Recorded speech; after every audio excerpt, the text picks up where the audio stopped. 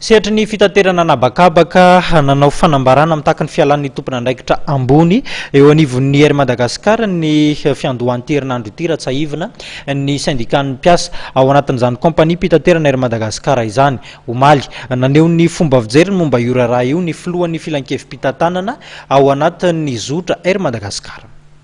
Tao anatina fahasarotana mafy ny kompania mpitaterana Air Madagascar, nisy ny drafitra izay napetraka ialany ny zotra ao anatin'ny fahasairanana ary mitohy izany amin'izao fotoana izao. Heveriny filohan'ny filan-kevim-pitantanana ity kompania Air Madagascar ity ary fa tokony hiaraka hanatanteraka miaraka izany drafim-panariana izany rehetra. Raha ohatra ka jerentsika amin'ny lafiny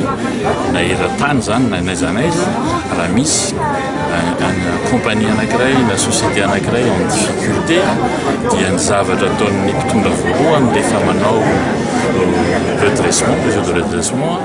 dia ny manao mesure sociale zany hoe dégraissage. Ny zavatra tinapaka noentin'ny actionnaire majoritaire izay ny fanjakana amin'ny Air Madagascar rehefa nametraka ny plan de redressement izy dia hoe tsika tsy dia ny mpiasa amin'ny Air Madagascar rahana ary tsy hokitiana ny mpiasa ary tsy aloka mpiasa itsika. Izany hoe ny tanana ary ny teny foana hoe ny ampandrosoana. Nisy plan de redressement napetraky ny compagnie Air Madagascar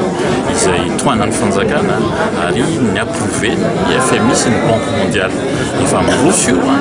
ary hitanareo ireny moa zany efa tonga ny ATR 72 600 le voalohany iny ho avy le ATR 72 600 faharoa amin'ny fahavalo amby roapolo amin'ity volana ity dia amin'ny voalohany volana jiona dia ho avy le Boeing 737 800 asa daholo izany ary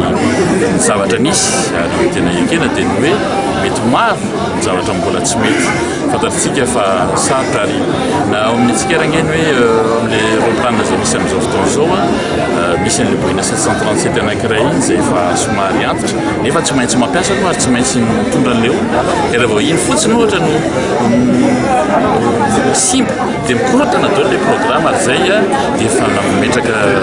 fialatsiny amin'izay ny Madagascar amin'ny zavatra ny tena ho tenenina dia ity mirosa ary mandeha ny asa ary hitohy le asa ho atao tsy miditra amin'ny resaka fitantanana sy ny resaka anina fa hita io moa dia ohatra ndraindray izy misy lafikafy miaraka ara-politika ihany efa tsy te hanao polémika amin'izay mihitsy ny tenako satria manaja an'ireo izay mpiasa amin'ny Air Madagascar izay te hampivoatra sy hampandrosa ny Air Madagascar ary ireo ny maro misy. Ny alan'ny kompania amin'ny fahasairanana ny tanjona ho an'ity filohan'ny filan-kevim-pitantanana ity sy ny filan-kevim-pitantanan'ny Air Madagascar ary heveriny fa dia zava-dehibe ny antoka amin'ny fahombiazan-drafitra izany izay efa nofaritana ny fientanana rehetra ao anatin'izany ny mpiasa ny Air Madagascar.